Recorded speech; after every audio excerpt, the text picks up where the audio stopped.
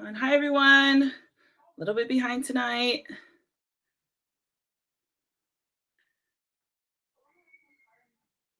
But just want to come on. Hi, everyone. Oops. A little bit behind. Always checking on my technicals, of course. It is Wednesday night at 7 p.m. and I'm just so glad to be here. I want to just share a couple of things. It's actually a pretty big announcement, so to speak, in that I know I'm going to still be around, but this is going to be a short Wednesday night. But if you're joining me, thank you for doing so. It is it's my third talk, but I want to get into it, and I'll have an announcement later. And so again, thanks for everyone for joining me, and just wanted to just share my appreciation for everyone who comes in and just knows that this is a space where I want to create to help our parents and community just really engage and review some things that are really important in our community and to our culture. So what I want to do is just go right into it. Again, as I mentioned, it's going to be a little short talk for tonight, and there's a reason why though. Okay, so let's get right into tonight's. I'm going to try to share my screen if I can with you guys. So hi everyone for joining. Okay, let me see. I'm trying to test everything. Okay. This is Amata. Okay, so I'm going to go ahead and get started. I'm sorry, a little bit behind. I'm going to try to share my PowerPoint with you. And here we go. Okay. Hi, Sam. Thanks for joining. Okay. Thank you. Let's see. So I'm going to just get this started here. And present. See if I got this going correctly. Okay, so welcome everyone. Again, I'm Naomi Mulitao Pelatangalea'a, the Executive Director of the Education with Purpose Foundation for Pacific Islanders. And if you just give me 1 second here, I'm going to check on a few things. Okay, 1 second.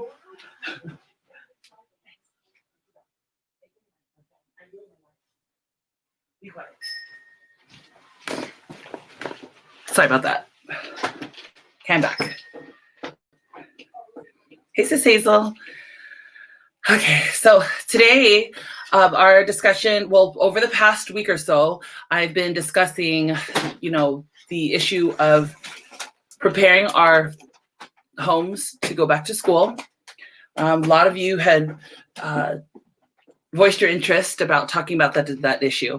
Last week, I was able to bring my brother on, Toale, because I felt that it was a good way for us to see what can happen if we just follow this game plan, or this roadmap, I should say, of ours. Because growing up, again, in a very rough neighborhood, very meager means, but using the education to help level the playing field, and also to understand what our history is, so that we know why the school systems are the way they are. If you take just a few moments to Google search or just research what our high school dropout rate is, or our college attendance rate as Pacific Islanders, it is nowhere near what our Asian brothers and sisters show. So that it's a discussion that I hope that is brought about. And I have great Asian brothers and sisters in the coalition that I'm a part of, and they are finally getting it. They are starting to actually, advocate for Pacific Islanders. They are realizing that it is important for them not to just, lump us in as Asian Pacific Islanders, but they are seeing that our grades and our, you just look around, just our businesses are not as many as the Asian community because our histories are different. So I just want to preface my talks on that, just so that we are very clear about what we are, how we are being treated and what we can do about it. Okay. A lot of you guys know that, when I have conversations with you, we talk about the problems, but I'm very much for talking about game plans and solutions. Okay. So today I just want to get into the next phase of our game plan, if you will. And I'm going to kind of get onto the slides. Okay, so again, thank you for joining me. And if you have any questions or comments, just go ahead and post them, and I'll try to get to them during the presentation. But hopefully I can answer your questions, and if not, we can get to them for sure. Okay, so, and of course, that's how you can reach us. And as I mentioned before, just a quick recap. In our philosophy is a foundation, based on my experience and on my family's background and how we've come through the school systems. And as you know, my brother and I are the first Samoans to graduate from the Naval Academy, Annapolis, my brother and myself from Stanford. But again, we came through public schools. We came through public assistance. We came through, very low income, a very low income home. Our father, again, our late pastor evangelist Toale Suyava Mulita Pele Sr., he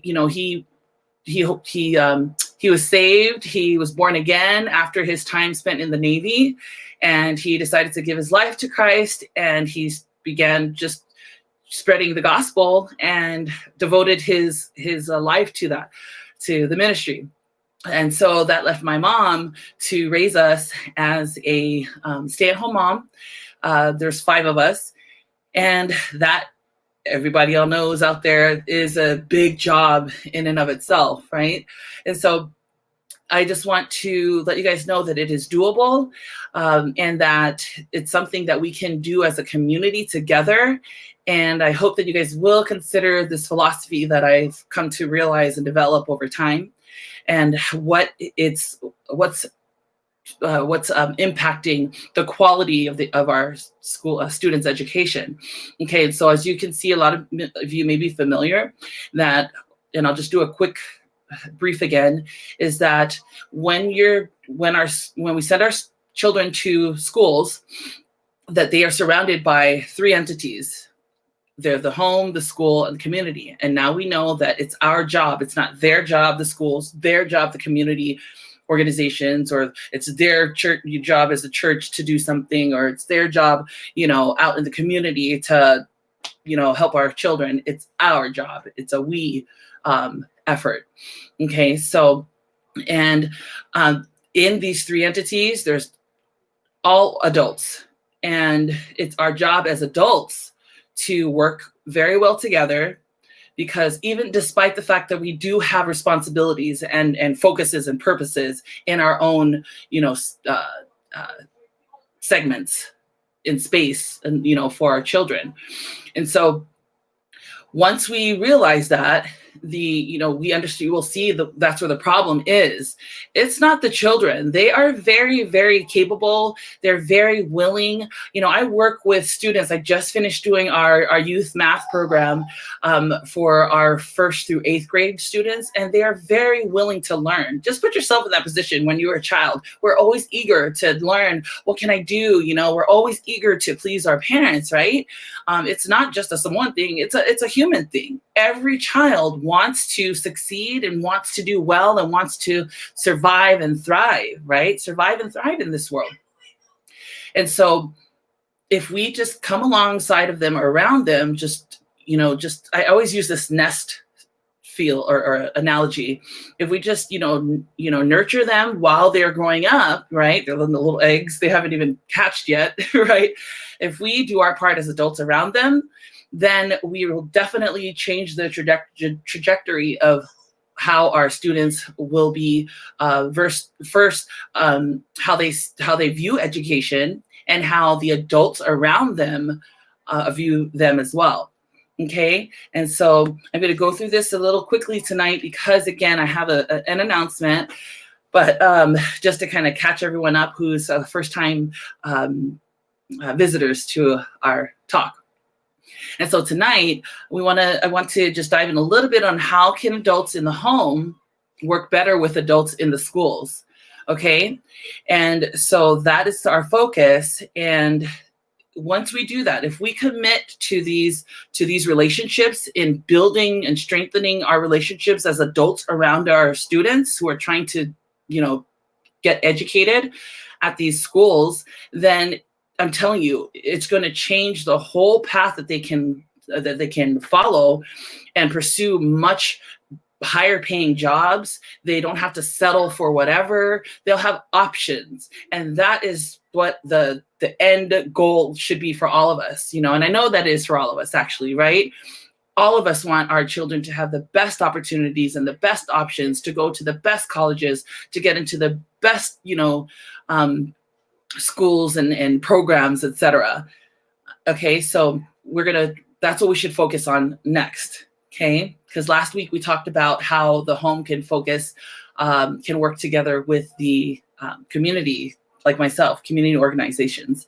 And so what I have here is just a game plan. It is for parents and guardians. These are the things that you can do to strengthen your relationships and understanding of the adults in the school systems. Okay, again, I cannot stress enough how important it is for adults to work well together so that the students have better focus and they have advocacy. The first talk that I had in week 1, it was sharing with you, and even my brother shared an example of how hard it was for students to talk to teachers and counselors. There's some that we try, but the counselors, again, they look at us as a certain way. They'll either look at us by thinking that we're Asian. Oh no, you got it. Your parents got it because your parents really, they got it down packed, etc. You don't need help. Or they look at it like, you're going to run into some teachers that are going to think, you know what, we gave you enough help, figure it out. All the excuses are there. And so again, these are the things that I really suggest and recommend for you guys for us as a community and parents to do, at least starting this school year. Okay, so number 1, find your child's school and district website. If you don't have that, it's a very simple 2-minute process on your laptop or on your phone. Find your school's district and your child's school and district website, because there's a lot of information about it, when the school begins, what programs there are, language assistance, etc. Number 2, know your child's school portal. There's a portal that you can actually go right in. So you'll want to call and ask the school to make sure that you have that user ID and that password, because you will be able to see your school, your child's grades and so forth. Let's see, make sure I'm not missing. Okay. Yes. And then number 3, use the first 30 minutes of returning home. I have the privilege of starting this pilot program with parents and students. We had our first workshop or discussion, or session, if you will, last night. And it was really great to be able to get that one-on-one feedback and conversation and dialogue going with our parents and their students, so that we can kind of figure out that game plan. And what we noticed is that in that time when the kids get back from school and the parents come home from work, that time here that they spend together is very crucial. And so my suggestion is that those very first 30 minutes for the parents and for the students, that you take that time as soon as you get home, parents, okay, because again, this focuses on adults, okay, it's our job as adults to take the reins for the sake of our children, okay, is to, as soon as we get home, to help our child with their academics, prioritize his assignments and project deadlines. Okay, don't just sweep it aside and say, go do the owls. let's take that 30 minutes to say, hey, what do you need? How's it going? And so this project that I'm working on is really allowing me to help the students to also change their mindset to say, as soon as mom and dad or, sister or brother, whoever's their guardian at the time, comes in that door, they know it's time to turn off that video game and let's focus on these, what the game plan is for these next 30 minutes. And then that will just really start just get get the game rolling for the next couple of hours before it's time to go to bed, right? And then just do it all over again. Okay. And then number 4, stick to your child's bedtime curfew. A lot of the kids, they say they have the curfew, and when you ask, okay, do you actually go to sleep at that time? It's very clear that that's something that both the parents and the students have to work on, because again, we as parents, as soon as we get home from everything, from work, from meetings, from helping, taking care of our parents and anyone are sick, or coaches, a lot of parents out there, you guys coach, you volunteer, a lot of parents, we, have church work that has to be done and that we want to do, right? And so by the time you get home, you're spent. And the students, same thing. You have all these assignments and projects and issues with, students and staff, and then, the stress of, all kinds of stress for students, right? Sports and clubs and things of that nature. Okay. And so once both of you on both ends, the student and the parents, have done what they need to do during the day, that first 30 minutes when you guys connect is very important. And so take that time to really just zone in on each of your children. Okay. And then also number 4, okay, sorry. So stick to your child, then the bedtime again. Once you do number 3, then again, that gets you set up to know that once you got your game plan, okay, boom, by this time, 9, 9:30, 10, depending on what grade they are, it's time to go to bed. Okay. Shut it down, because they need that rest. The brain has to rest in order for it to regenerate and prepare for the next day's, whatever's coming. Right. And then number 5, as parents, please check your attendance and the grades. I worked quite a few years I hosted our after school program, and there were definitely a lot of, and I only work with Pacific Islander students, my focus is just on our kids. And the first thing I do is I make sure that all the counselors give me the kids' transcripts. Of course, I, make sure that the parents know and the students know. And I'm telling you, I'm seeing like 20, 30, 40 plus days absent. It's eye-opening. And until we can be honest with ourselves and recognize why that is, because again, the days are hard. I don't have time to check on my kids' attendance. I don't have time, right? That little that task that you have for yourself to check on them to see, are they even going to school classes, because there's a lot of the teachers are just letting them walk out, and cutting and things of that nature. And then the kids start feeling like that's a pattern, like, oh, hey, let's go meet at the, right? We all know. But again, that builds up to a place where, the options for us as kids when we were children, and then our children to follow, the options get, smaller and smaller. And so definitely do that. Make that a routine. Okay. Number 6, create an accountability group with parents. Nowadays, especially with COVID, it's very easy to just kind of get together now because you're on computer, or you can do it, with your church. If you're still attending church, to, kind of put that in there to say, hey, parents, let's commit to checking in with our kids and seeing what kind of scholarships are out there for the kids that are in high school, or what kinds of programs, or let's look up some worksheets that we can print out and, help the kids and see if they really get, the basics of the subjects that they're working on. Also, how about let's get together a little mom or dad committee or auntie and uncle committee that can, commit themselves to go and look for tutoring.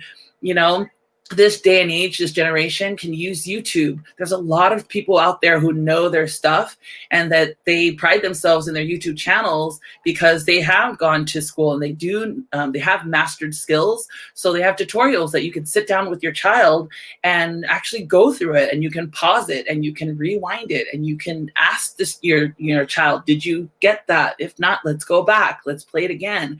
You have actual tutors at your fingertips. So let's use that resource. Also, and then finally, and again, to have that support group. And then lastly, this is a shameless plug for my good friend from Stanford. She started a surviving homeschooling Facebook group, and it is excellent. It's phenomenal. Because I homeschooled when I first started, when my son, as soon as my son was school age it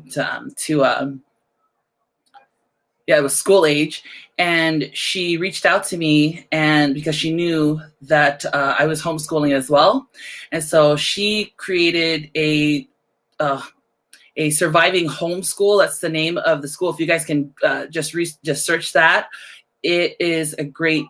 I'm trying to get to it myself. Surviving homeschooling is what it's called. But of course, right now we're all homeschooling, right? We're all being forced to homeschool. And so she's really has it. I think when she first asked me, it was only 250 of us. And the more and more we kind of engaged and helped and gave our input and started pulling our resources together. Now I'm trying to see how many members there are right now in her group. They're at 7,100 parents. And it's not just parents, actually. There's, educators, there's all kinds there's coaches. So I definitely highly suggest that you become a member of Surviving Homeschooling on the Facebook group, because they have tons of information that you can use.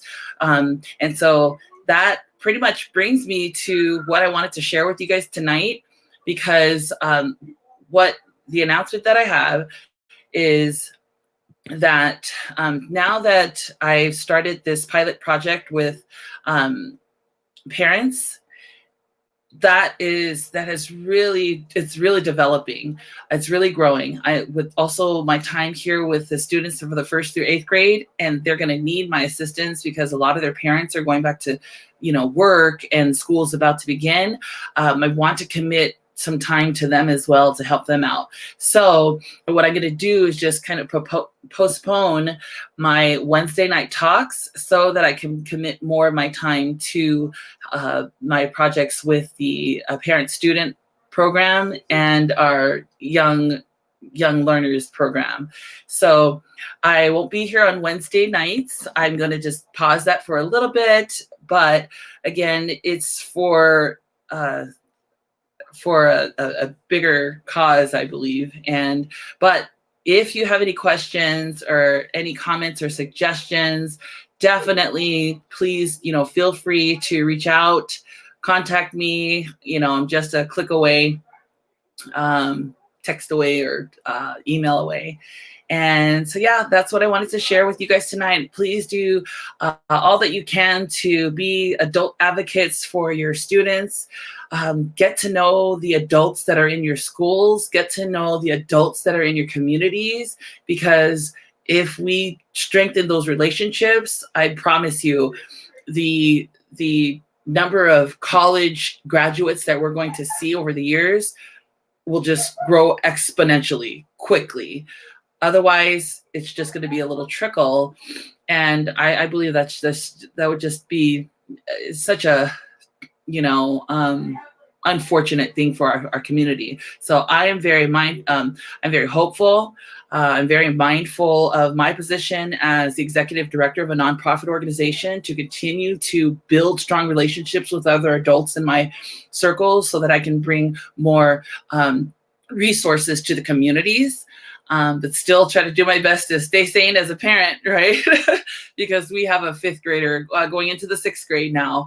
And so I'm, practicing what I'm preaching in that I'm going to do all that I can to teach him to, not take his education for granted, but to definitely, learn how to use his education with purpose. So again, I just want to leave you with that. And again, feel free to contact us with any questions, comments, or suggestions. I do look forward to encouraging you to commit to helping your child use his or her education with purpose. Thanks so much for joining me tonight. I know it's a little short tonight, but again, I just wanted to just share as much as I could with you and to give that announcement that I will be focusing mostly on our community work with the kids, my community work through the foundation, and our project with parents and students working together. So thanks again. I see all of you. God bless you. Again, if you have any questions, just let us know and just share this information. Please have those discussions, have those, communications with everyone, and kind of just dig deep. You dig deep so that you can just really be a part of the solutions to what the kids are really needing. Okay, thanks again. Please pray for us and we will pray for you. Okay, and we'll see you around. Okay. And yeah, we'll be here. Please keep those notifications on because we still have a lot of programs and projects that we're doing as a community, as an organization. Okay, take care. Have a great night. Enjoy the rest of your night. Mwah. Bye.